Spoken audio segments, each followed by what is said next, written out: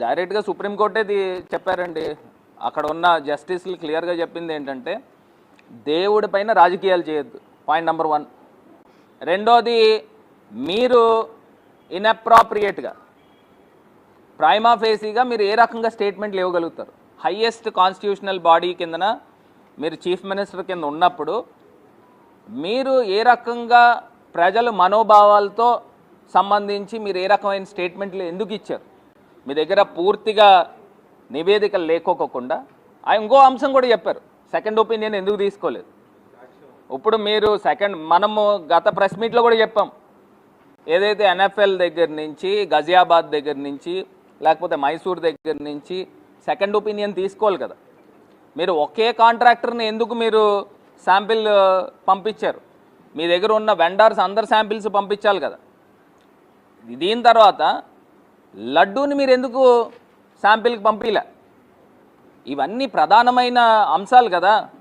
మీరు ఏదో నేను నిప్పంటిచ్చేసాను, అది అగ్గేలిగి మొత్తం దహనం అయిపోతుందన్న ఒక రాజకీయ దుర్బుద్ధితో చంద్రబాబు నాయుడు గారు ఆడిన ప్లే ఇది.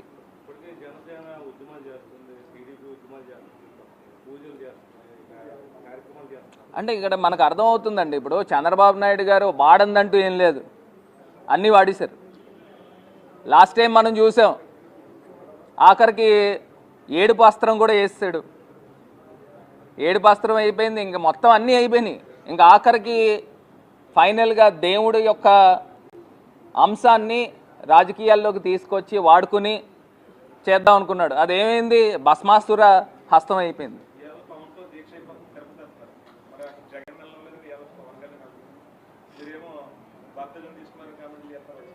ఏదండి?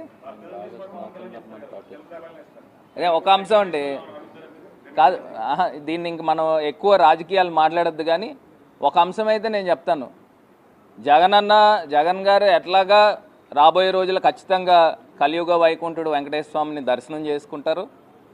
ఇవన్నీ కూడా ప్రజలకి అన్నీ కూడా కరెక్ట్గా తెలుస్తాయి సరైన సమయంలో. ఎప్పుడైతే దేవుడి పైన రాజకీయాలు చేస్తారో దేవుడే అన్నీ చూసుకుని తగిన గుణపాఠం ఎవరైతే దేవుడి పైన రాజకీయాలు చేస్తున్నారో వాళ్ళకి అవుతుంది.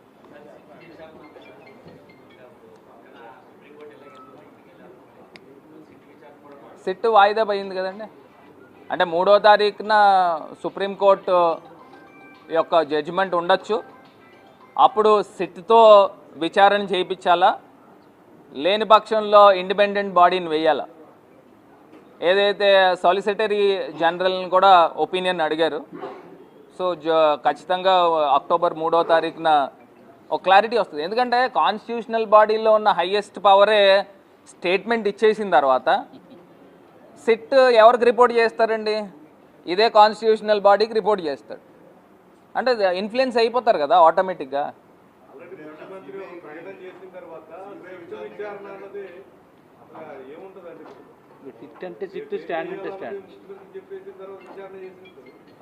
అది కూడా సుప్రీంకోర్టు పరిగణనలో తీసుకునే ఇండిపెండెంట్ బాడీ వేయాలా విచారణకి అనేది అంశం వచ్చింది. ఏమండి, ఇప్పుడు ఆల్రెడీ కోర్టులో బాల్ ఉంది. వాళ్ళు ఏ నిర్ణయం తీసుకుంటారో ఆ నిర్ణయానికి మేము లోబడి ఉంటాం.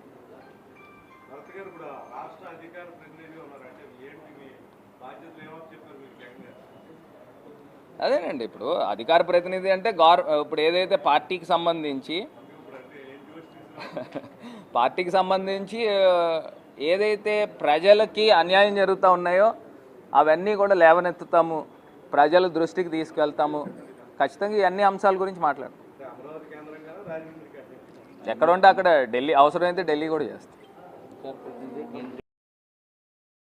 చేయడం జరిగింది.